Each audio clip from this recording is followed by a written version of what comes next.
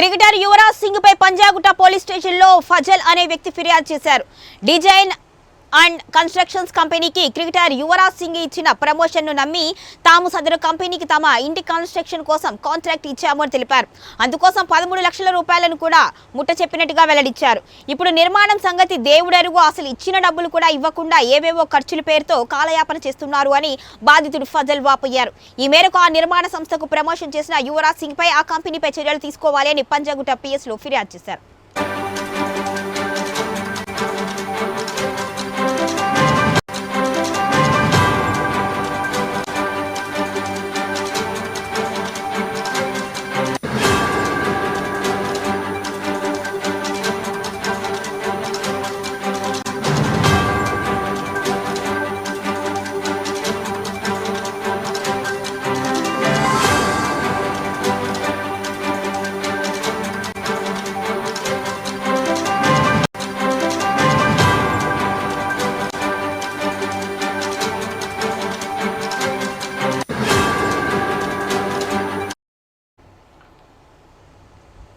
ఇక క్రికెటర్ యువరాజ్ సింగ్ పై పంజాగుట్ట పోలీస్ స్టేషన్లో ఫజల్ అనే వ్యక్తి ఫిర్యాదు చేశాడు.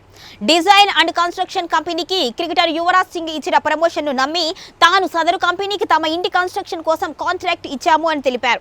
అందుకోసం 13 లక్షల రూపాయలను కూడా ముట్టజెప్పాము అని వెల్లడించారు.